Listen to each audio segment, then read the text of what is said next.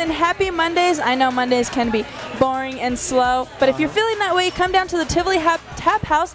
Here we're doing the Coach's Corner with my co-host Juan Arellano, and if you guys are not able to come down, thanks for sticking with us live. Who do we have on the show today, Juan? So we got head volleyball coach Jenny Glenn. She's going to be talking to us about how they opened up in the RMAC this weekend. We also got head women's soccer coach Tracy Chao, and she's going to be talking to us about how the games went this weekend as they open up RMAC play at home. And we also have junior defender Emily Romer. She's going to be talking to us about her expectations for this 2017 season.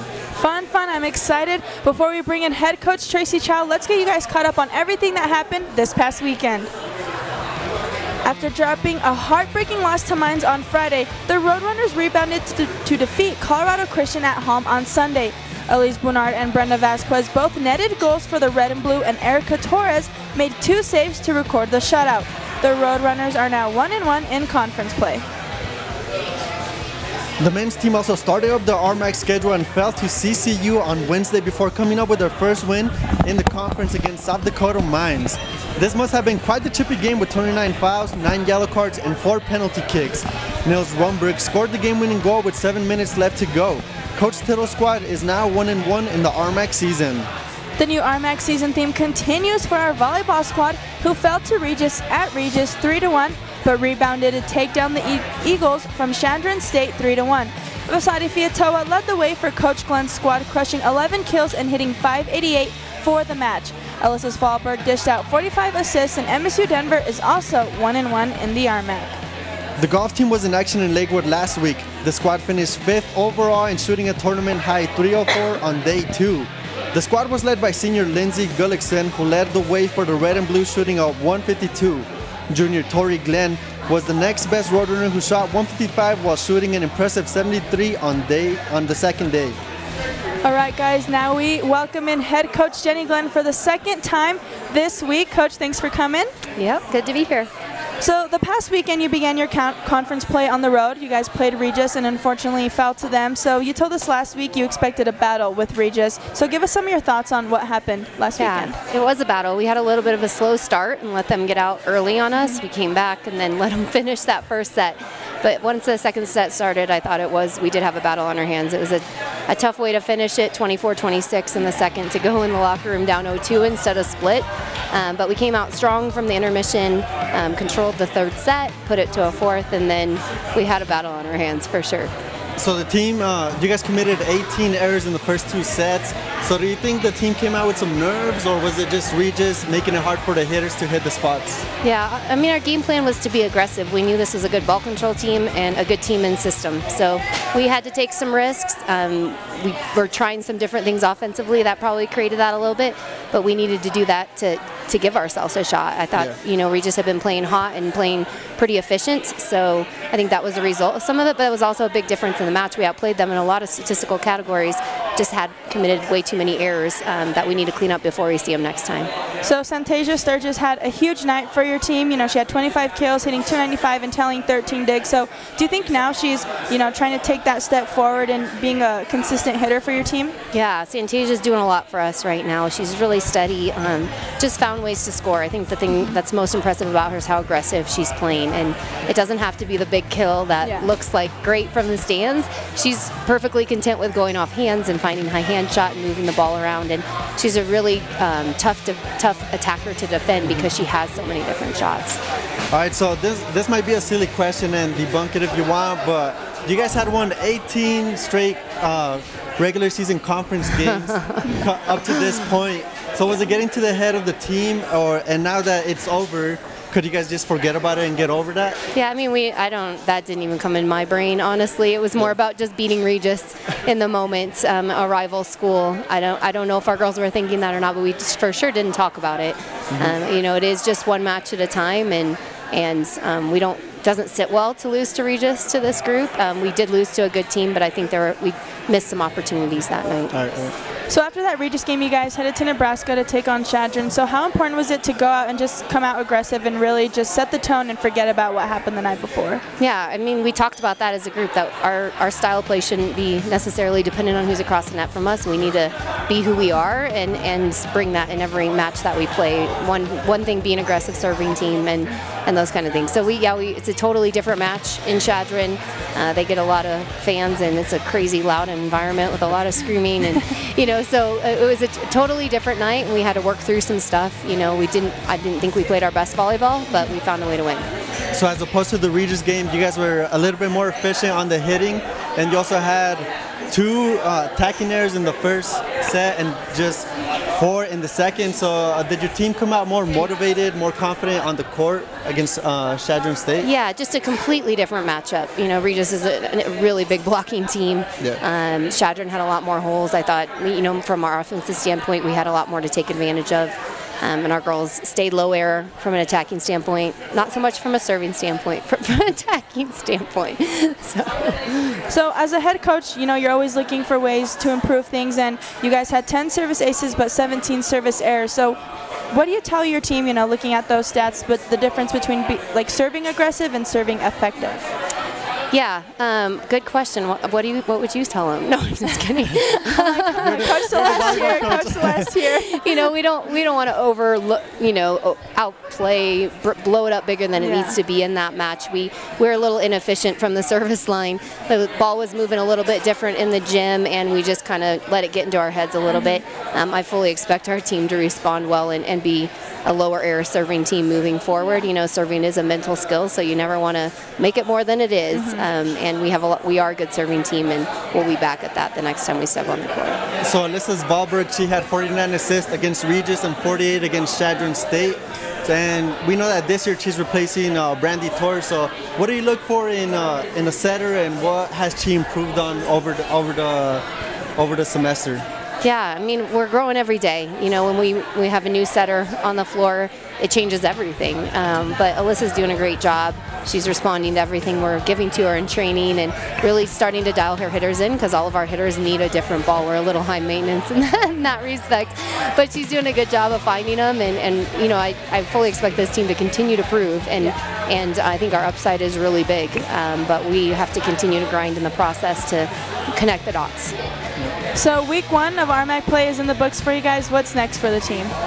Well, Adams State is next on Friday. We'll take it one match at a time. That's going to be an important match for us. They're usually a good team, and they're coming to our home floor. They're not going to give us anything easy, so we got to be prepared and scout them and take it one match at a time before we play Fort Lewis on Saturday. So we actually had a question from one of our fans out there, he wanted to know what it means to win the serve pass game in volleyball. So could you give us a little bit more explanation on what that means? Yeah, we talk about that a lot. We want to win the serve and pass game. Volleyball at any level, from kindergarten, little kids, all the way up to the national team. The team that serves and pass the best is usually the team that at the end of the day is going to win, because a lot of times offensive defenses will be similar. So we want to obviously get our opponent out of system, which means they don't pass very well from the service line, so we're putting pressure on them, which makes defense easier. And then passing wise, we want to be in system. We want to push the ball up so our middles and our offense can run effectively. So we have things like side out and scoring percentage that we look at, and we want to win our rotations. But basically it just means we want to serve tougher than they do, and we want to pass better than they do. All right. Makes it a lot easier. You learn everything. Yeah, you learn something new every day. Yes. Well, Coach, as always, it's a pleasure having you on the show. We're so glad you're able to make it out. Absolutely. All right, guys, well, don't go anywhere, because we have new head coach Tracy Chao coming with us next.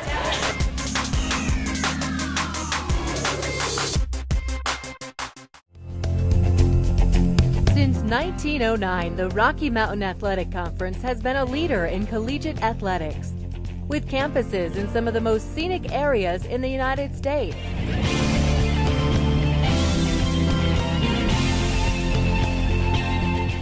Now in Salt Lake City, Utah and Rapid City, South Dakota. The Rocky Mountain Athletic Conference, competition elevated.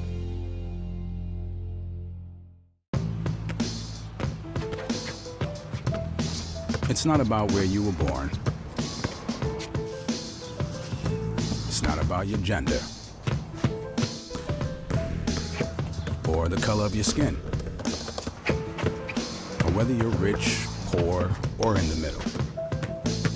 No matter what you play, if you have the skill and drive to succeed in school and in sports, we'll provide the opportunity. I'm Kaylee Burrell, senior midfielder for the women's soccer team. And here comes Burrell, and she's going to get this ball before it heads the out of bounds, crosses it in. And you're watching the Coach's Corner. Get rowdy. I'm Elise Bernard, senior forward from the women's soccer team. Cross comes in here, Mar with a low shot, and Bernard puts it in the net. Bernard all alone right in front of the net. And you're watching Coach's Corner. Get rowdy. What's up, guys? Thanks for sticking with us. Before we chat it up with Tracy Chao, I want to tell you guys about the Great American Beer Fest that's happening here on October 4th from 5 p.m. to 10 p.m. Now, you guys can use the promo code MUG2017 for the Eventbrite website, and you guys will be able to get 20% off your ticket, so be sure to use MUG2017 as your promo code. Hey, Coach. Hey, Celeste, how are you? Good, how are you? Hey, Juan, good to see you guys again. Thanks for coming on the show. So we'll just get straight into it. What are some things that you tell your players about non-conference season and RMAC season? Like, what's the difference between the two, just mentally and, you know, playing-wise? Yeah. You know, the non-conference it obviously starts first, so it's a little bit of the preparation before you get into the conference. So, you know, every team's non-conference is shaped differently. I inherited our non-conference, and it was a good one. It was definitely putting ourselves right up against the best. So when you play, you know, for some of the top teams in the nation and in the region, I think it really prepares you for that conference. And the RMAC conference is a great one. So it definitely puts us into that preparation mode. Yeah. And seeing players in different areas of the field and how we work as a team. So yeah, so it's a really good test, and I think we had a really good springboard into the conference. All right, so speaking of conference play, you took on number 18th ranked Colorado School of Mines on Friday at home, and for most of the game you kept up with them, but in the end you guys didn't prevail. So what are your thoughts on the match? Yeah, Colorado School of Mines is obviously has been one of the top schools in the RMAC the last few seasons, and Coach Fickus has done a fantastic job with them. I think that, you know, it was a tough match, you know, and I think for us, I think we came out a little bit slower than we liked, and we had created some chances, but I think there was a lot to build off of from our standpoint. So, you know, when you play a tough opponent like that, you got to come out from the first minute, and we got caught on our heels a little bit in that game. But, you know, we held on and defensively stuck to the plan for the most part, and, you know, 82 minutes into the game and you give up a goal, and then another one just a few minutes later is a little bit heartbreaking. But for us, it was, you know, getting a feel of, you know, what Colorado School of Mines has to offer in a top team. And so, you know, again, springboard us into Sunday. Yeah, and you'll probably see them again later in the RMAC tournament. I hope so. Yeah. I hope so. I hope so. I think the girls hope so too. Yeah. So going back to the Mines game, as Juan mentioned, you know, Mines eventually found the back of the net the last 9 minutes of the game, and it seems like you guys had a couple miscues that eventually, like, just came back and just bit you guys. Yeah, it's always soccer's. Can be a really tough game, and as well as you play, and for every team, you've been in these moments where you could be the team that's dominating and lose by one goal, or you could be the team that's not dominating and win by one. You know, so I think every coach and player has been on either side of that, and then, you know, giving up the chances that we gave up in Mines was a little bit tough because it was a little. You know, a little miscommunication in the box, things like that, but that's just part of soccer. And so just learning from that, and just those small cues, like you said, just to hopefully rebound from. All right, so you mentioned that soccer could be very tough, and it also could be very lucky or very unlucky. So you guys have been in a lot of tight games this season, and so what do you tell your team to keep their heads high, to keep going as the season progresses? Yeah, the big part of it is, obviously this is my first season with them, and so there's what they've come into and what they've probably experienced in the past is a little different, just from me being on the sideline and hearing my voice. So, you know, part of it is trusting the process, being patient with the process, and we're getting there, and that at some point their preparation is they're going to reap some benefits, you know, and we saw that on Sunday to bounce us back.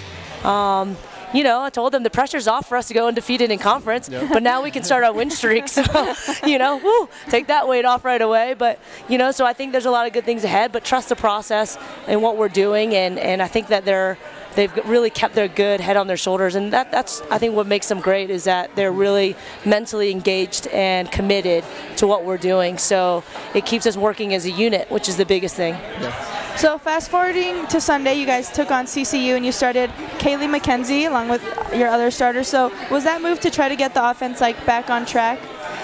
Yeah, Kenzie's been doing a really good job in training, and so, you know, it's a competition every day in training and that week leading up to it. So players that start to stand out a little bit and give them the opportunity to say, hey, look, we're rewarding you for the stuff that you've done throughout this week. So, you know, we've got depth in every position, which is good. And I think that creates a good, fun, competitive spirit in training, and that when it also prepares them for the game. So Kenzie's been doing a fantastic job, and she had the opportunity, and she played well against Mines as well. So in the second half when we put her in, so something to build off of, and she's a different type of player. So it also complements other players differently and well. So so yeah, I just expect competition from all of our players and leading up, and you know, we'll tell them too what we look like in the start of the season isn't always what we look like in the middle and in the end. All right, and that move must have worked because Elise Bernard scored with 29 minutes into the match, and then Brenda Vasquez 5 minutes later. I personally like that goal that was in the total 90. That was pretty sick. So how much of a confidence boost is this to finally get a victory in the RMAC? Yeah, I mean, it's a great confidence boost. I think the biggest thing is, again, finally capitalizing on all the opportunities that we've created. That's, you know, we've created a lot of chances over the last few games, and finally getting to capitalize on a couple great ones. I mean, Elise puts one in the side netting, and Brenda puts one right on the inside post, upper 90 of the near post of the goal. So two fantastic finishes, and what was built up to it was just good, hard, committed attacking from our team. So, you know, it's definitely nice, and I think the girls finally were like, yes, you know, like let's do this, and exciting. So hopefully more to build off of from that. So the game was 2-0 at the break. How important is it, you know, during halftime you guys are talking to really emphasize that you guys have to come out and play till the game's over? Yeah, it's huge, you know, because you have momentum, you go in the locker room and you sort of weigh everything that happened in the first half, but it sort of starts a clean sheet again. You know, it's 45 more minutes to play and seal the deal. So I told them, I said, we don't need another goal, but what's important to me is keeping that clean sheet. I want a shutout. I said goose egg at halftime, and some of them gave me peculiar looks, and somebody understood what that was. But, you know, so for me, that's a huge testament of our defensive, our team defending. So keeping that shutout was the most important. Whether we win by 1 goal, 2 goals, 10 goals, I think that's a huge accomplishment for a team, is to keep the 0 on the other team's scoreboard. So with 11 minutes to play, there was a lightning delay, and you guys were going at it. You guys wanted to get the win and the shutout, as you mentioned. So what do you tell your team, your players, to keep their minds straight? Yeah, it's just keeping focus on finishing the game. And we work a lot in trainings and situations and game management. So it's just part of game management. 11 minutes, just over 11 minutes left after an hour sitting out, coming back and refocusing and re-energizing and say, look, we got to finish what we started. Yeah. And it's from minute 1 to minute 90. So that's one of our goals, is first and last goal, and first 5 minutes, last 5 minutes.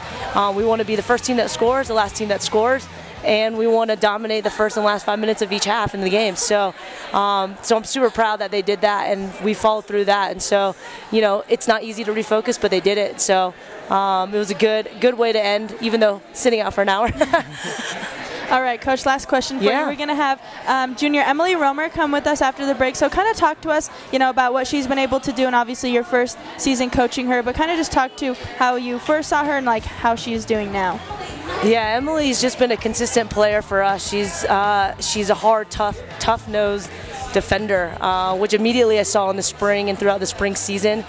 She immediately exuded herself as a leader, and hence why she was voted captain by her peers and also on our leadership group. So I knew there was something special about her and who she was and what she wanted and her focus on the team.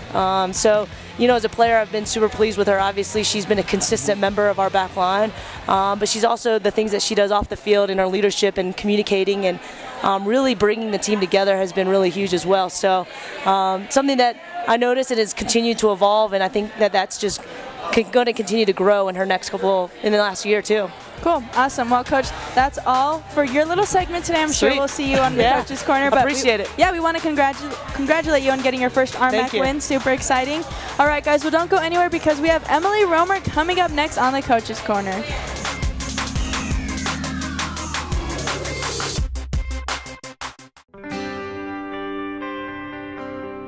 The Rocky Mountain Athletic Conference is committed to sportsmanship. We take pride in the conduct of our student athletes and coaches. And ask that everyone, coaches, athletes, and spectators, treat opponents and officials with respect.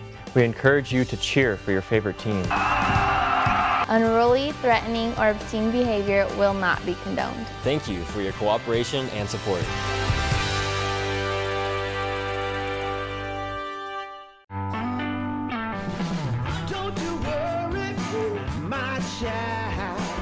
Everything's gonna be just fine.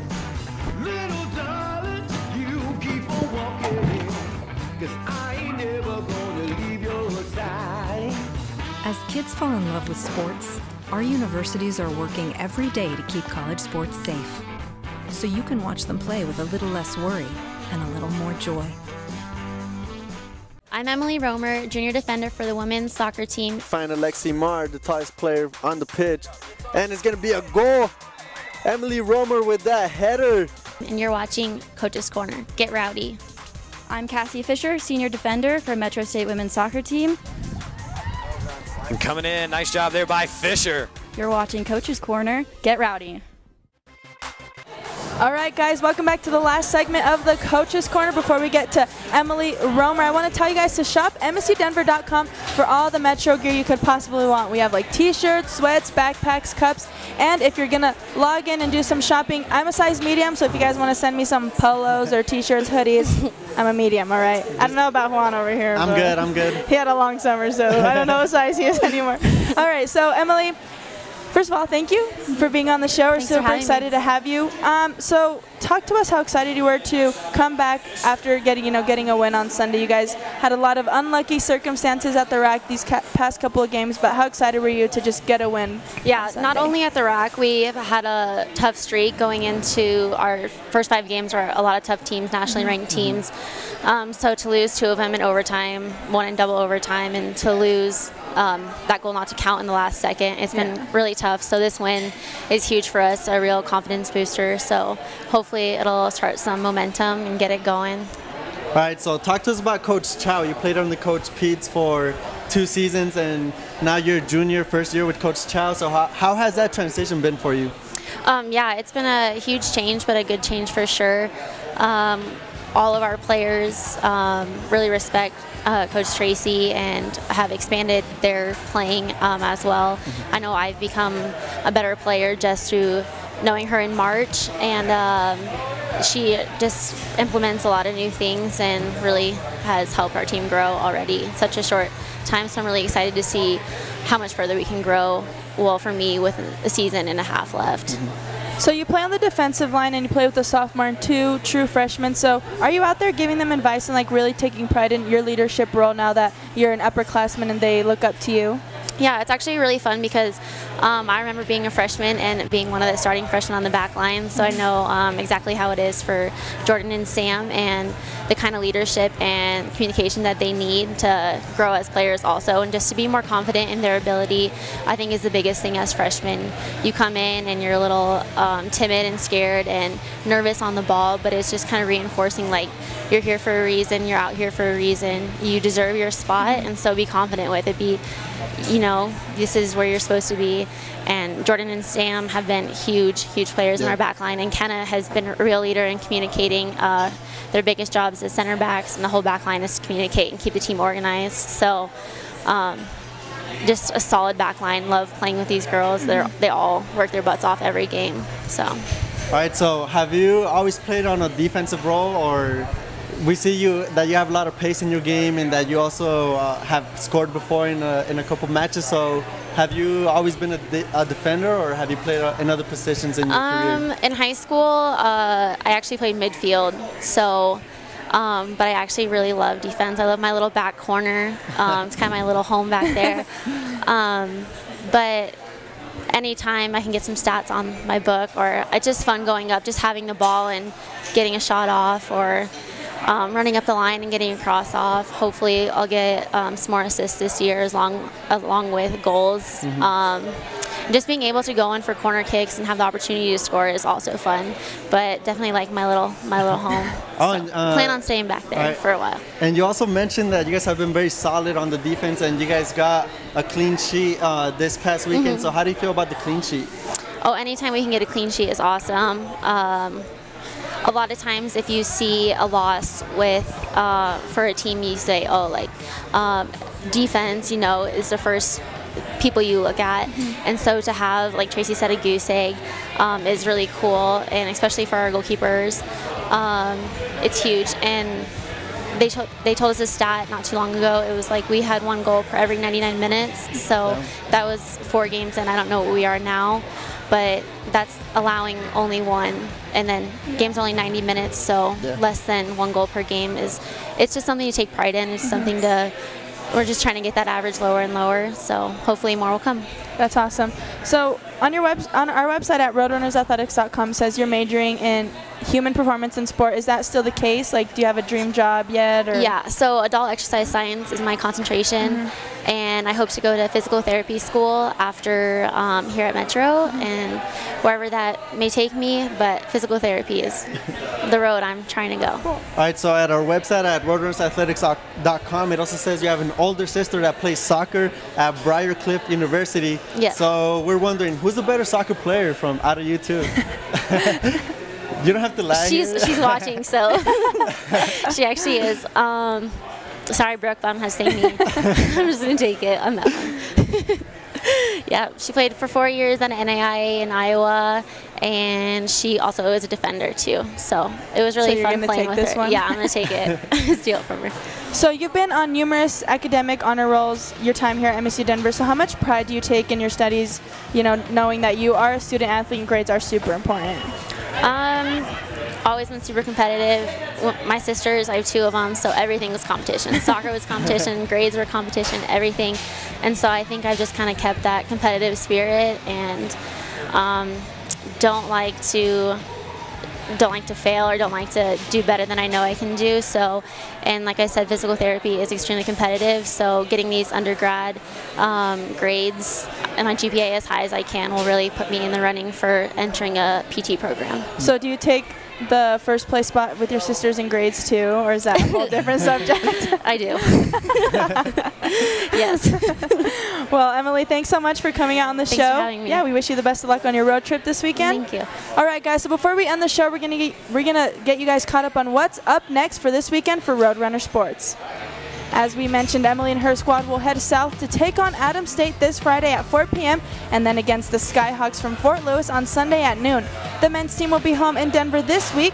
They'll first host Colorado Christian this Wednesday at 6 p.m. So come to the Regency Athletics Complex and support the team. They'll welcome the hard workers from South Dakota Mines on Friday. That will kick off at 7 p.m. and since it's Friday, wear that red. I'm glad you mentioned that, because Coach Glenn and her volleyball team will also be back home this weekend. Friday, they take on the Grizzlies from Adams State.